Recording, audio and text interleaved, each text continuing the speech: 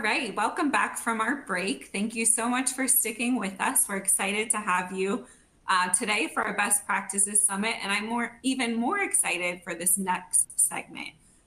Once again, I want to thank RGP for sponsoring this Best Practices Summit that we're having today. They are a phenomenal partner of ours, always supporting and sharing great customer examples that they have. So Steve, I'd love to bring you up and let you introduce yourself and your session and your special honored guest today. Thank you, Ali. Hi, Steve McKechnie with RGP, and thank you for joining us today. Please stick around, and with me also is Jenny Dye. She's CFO at Reliant Payment. We're going to have a little conversation later, and so please stick around and look forward to having you with us as we share share best practices, and thank you for being with us. Real quickly, simple agenda today. Just some things that we are seeing. Why automate? But this is really where we're going to get Jenny's perspectives and things that she and Reliant have done. And in case you don't know, Reliant Payment is a fantastic partner with us. We love working with them. And it's great not just to work with good people, but also great companies. They are a leading service provider in the debt resolution industry. So it's just great to work with them and very proud that they chose us as their partner. Real quickly, we're going to dive in. There's a real quick RGP. We are an end-to-end consultancy. We're global. We do project-based solutions, digital finance transformations, among others. We also do interim staffing. We also do offshore. And so we do quite a breadth of services, all of them designed to help our clients. Specific to BlackLine, we've been a BlackLine partner since 2006. I've done nearly 600 BlackLine engagements. We implement, we optimize. As one of our British clients said, we butter the toast on both sides. Yes, that's a Britishism. I thought it was great, and I love it. But we have experienced resources, proven approaches, and our goal is to maximize the return on our clients' BlackLine investment. And just also one more thing, we're a BlackLine customer as well. So with that, what we're seeing, and thank you for sticking around. I know that for some of you, you saw supply and demand on the cover. I'm glad you didn't run away in fear. I don't want anybody to have any flashbacks to a junior level economics class back in college. This is not going to be painful. There will be no test at the end. There will be polling questions, but stick around for that. And so what we're really wanting to talk about is the supply and demand impacts to accounting and finance organizations.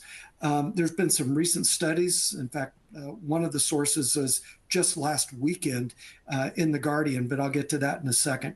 But what we're looking at, or what we want to discuss, the supply and demand challenges in the accounting and finance space, and what you can do about them and how you can deal with them with BlackLine.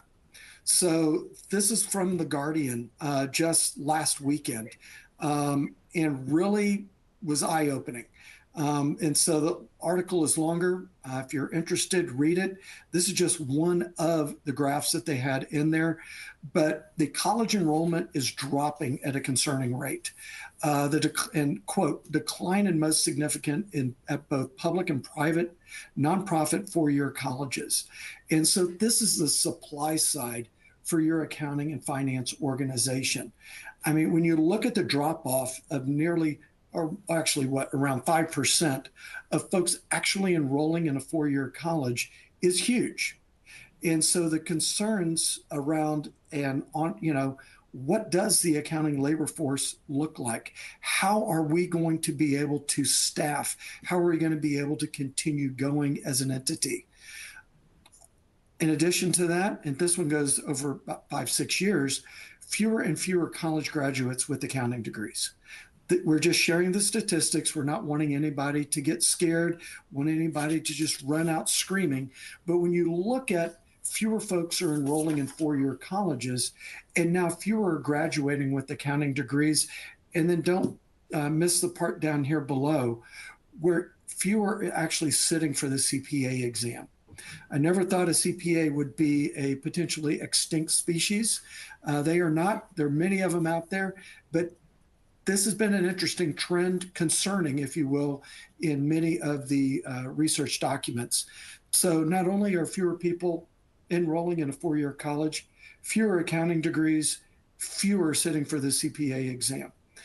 And then one that we don't have a chart, but something that we have been seeing. This is really more from a personal observation, and then I may have spoken at a university or two over the past year or so. But speaking with professors, speaking with recruiters, and maybe the occasional student in the audience, it is amazing how technically savvy college graduates are this year, how integrated they are with networks, with data. They are constantly analyzing data, at least my nieces and nephews are today, beyond anything we could have ever thought of. And so they just want to analyze. They love to analyze, which is great. The challenge is when you tell them they're going to have to spend 80% of their time in a spreadsheet. When you say spreadsheets to them, it's like telling some of us, maybe who've been around a while, it's like ledger sheets and a 10 key. That is how spreadsheets are viewed by graduates now. They don't want to do that. That's their grandparents' tool. And so with that, they are wanting to spend more time doing the actual analytical work. And unlike many, they're comfortable letting that that data burden be automated. And so, excuse me. So to them, when they see spreadsheets as a dated technology, but it is difficult to obtain and retain quality accounting talent coming out of colleges these days. So that is the supply side. Well, there's always a demand side.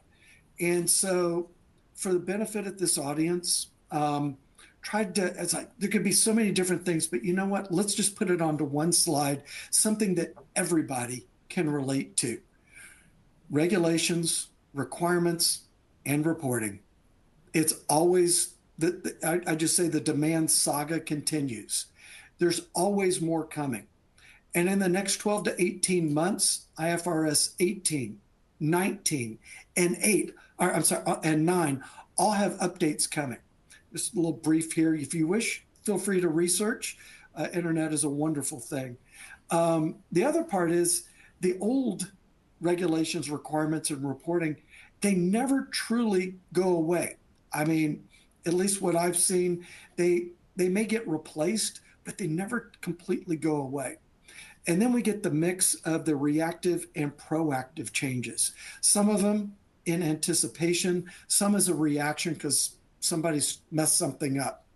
But one of the reason here, just regulations, reporting, and requirements, we all know that that's happening. I'll be nice to a degree. We all know that there's some folks in leadership positions, they love reports. Never-ending dashboards, never-ending reports. And once they get them, they're going to want more. And the ones they have, they don't want to have those go away. So very quickly, because I know you want to hear Jenny talk more than you want to hear me talk, and I respect that. Whoops, sorry. With that, those who remain have increased leverage. They want to work differently, and we have to think differently. And so how do we do that? A lot of it is very, very simple. It's automation. Automation is not a bad word, okay? It's not designed to replace people. It's actually intended to free people up to do what they enjoy doing, their core job. How are they wired? I mean, in my opinion, in the heart of every good accountant is a numbers detective. Let them do the analytical work. Let them get in there. Let them do the analysis. But if you burden them 4 days out of every 5, go find the data, pull it, get it into a spreadsheet, format it, all this other stuff, you're just sort of sucking the life out of them. Let them do that analytical work. And that's not just recent college grads. Again, that's in the heart of every good accountant. We want to get in the numbers. What's going on? They want to be that numbers detective. The goal of automation is to reduce or eliminate that administrative stuff, that repetitive stuff. Eliminate it so that you're able to focus on what you enjoy doing. Get back to what you love doing. Now, in the meantime, controllers are going to be very, very happy. You're going to reduce risk and errors. Management's going to be happy that you increase visibility, real-time reporting, and of course the controller's also going to be happy because you've improved the controls. So before we go way down some of those rabbit holes, but wanted to make sure that automation isn't bad. It provides a scalable solution. And that's what we want to talk about. And so I want to make sure that you saw Jenny Dye, CFO at Reliant. And again, leading payment processor in the debt relief industry.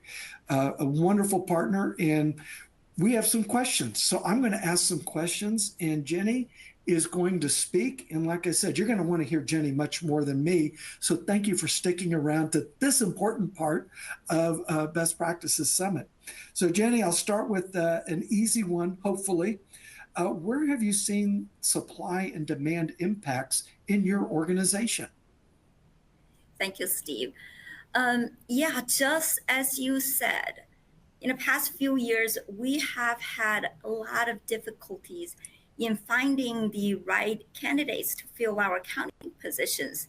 Now, seeing your slides just now, it all made sense. I didn't know that about, college graduates, less and less. I never knew that. So that explains it, right? Definitely the difficulties in attracting talent. And secondly, regulations. We're in the financial service space. We're heavily regulated industry. On top of that, we went through a period of rapid growth. So our transaction volume just increased dramatically. And the number of states that we're licensed in also increased. So come with that is more transactions to reconcile and more state and compliance reporting. So we have ongoing reporting or ongoing auditing, and we also have more and more states that wants to audit us and request information, and all that with the same resources. So that has been definitely a challenge. Thank you. I appreciate it. And how have you been able to address some of these challenges with BlackLine? I know you mentioned increase in transactions, but how have you been able to address some of these supply and demand challenges with BlackLine? So when I started with the company about 2.5 years ago, all the reconciliations were in Excel. I looked at them like, what? We're reconciling in Excel? But believe it or not, when I went to the BlackLine conference, we weren't the only one that grew rapidly, that has thousands and thousands of transactions to reconcile in Excel every single day. And that we hit the point that it takes minutes to just open up Excel template just to start the work. You just sit there and wait for that to come up. We also experience crashes because of the large amount of data in Excel. So we started looking for alternative. And that's when, we evaluate different system, and we eventually got it narrowed down to BlackLine, which I'm thrilled about. It was definitely the good choice. So we use BlackLine to reconcile our transactions in our proprietary system and the bank. So that's how we reconcile the bank. And our challenge has been, we deal with different partners. Each partner have their own setup, their own arrangement.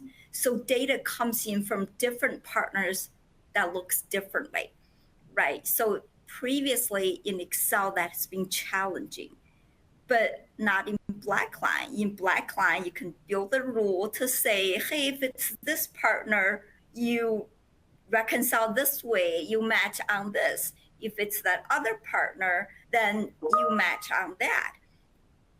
That was not something we previously able to do. And the second thing we were able to do with BlackLine is to really go through, reevaluate the whole reconciling process. As BlackLine people would say, we don't want to do new technology, but old process, right? So during the whole implementation stage, we really revisit the whole process just to make sure we are building the best process rather than repeating what we did in Excel. And truthfully, RGP really helped us greatly for that piece. Thank you. No, I appreciate. Yeah, in fact, yeah, we love working with you guys. But you touched on so many things there: the automation, the scalable. The fact that unlike Excel, BlackLine doesn't collapse or have all that long processing, and that just so you're seeing some very, very quantifiable benefits using BlackLine, especially as opposed to spreadsheets. And apologies to Microsoft, I'm still a fan of Excel, but the right tool for the right job. Exactly. But yeah, any other benefits that BlackLine automation has been able to provide you? A lot. There's a lot of possibility that we're looking into. In our current system, our proprietary system, we have limited reporting.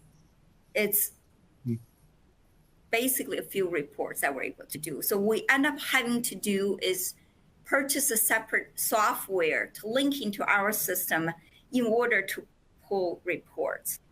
Now BlackLine has all of our data, everything in our system, everything in the bank, and we're able to do a lot more reporting. We're able to build reports to replace the other system that we've purchased. And all the KPI data, all the other things are in the pipeline. Excellent.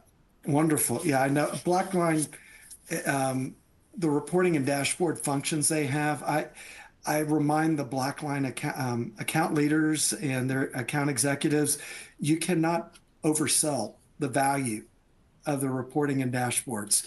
And one of the things we love doing is showing folks and let their eyes open on, especially our customers, what you can get out of BlackLine. And we even schedule sessions to train management and auditors so that they are self-enabled to do it. The BlackLine sysadmin has enough work to do. They, let folks do their own reports. But no, that's wonderful, wonderful. So I'm going to ask wide open question, because you went to your first Beyond the Black conference last month.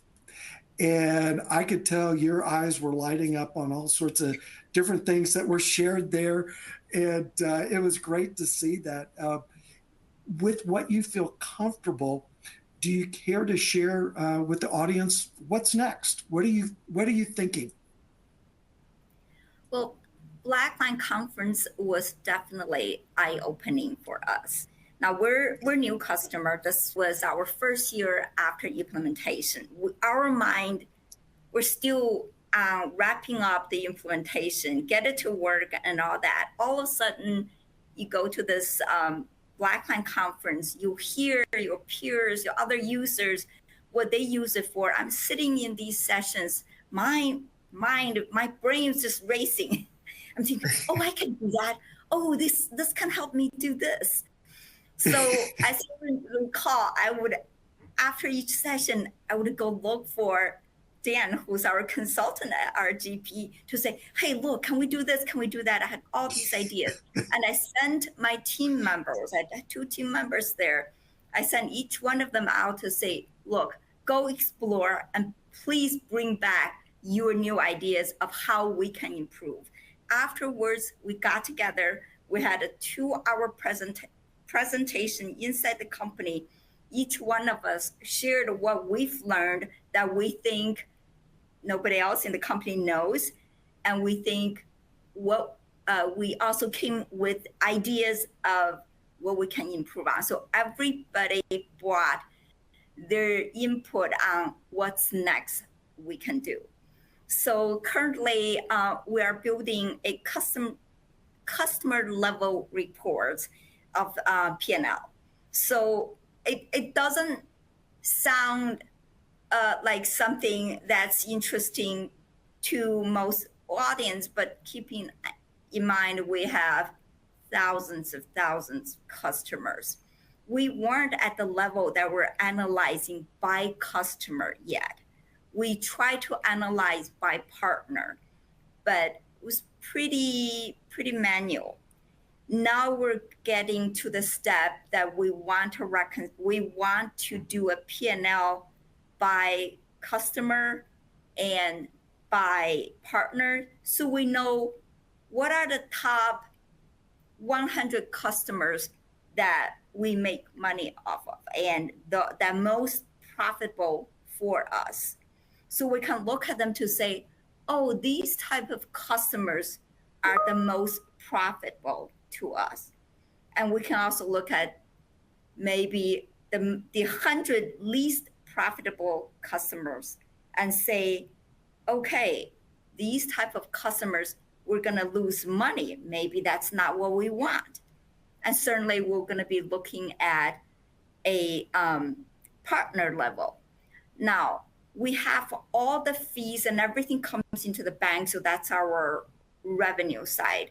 And we're looking into uploading other data into BlackLine to help us accomplish the P&L building. And one of the big piece for us is UPS. And that's our single most controllable cost is UPS. So, and that can be automated and bring into BlackLine. So that's the next step that we're going to do. Awesome. No, I appreciate it. Well, I mean, and as you guys can tell, I get excited when Jenny talks and has these ideas. I mean, she is truly a change leader, a change driver.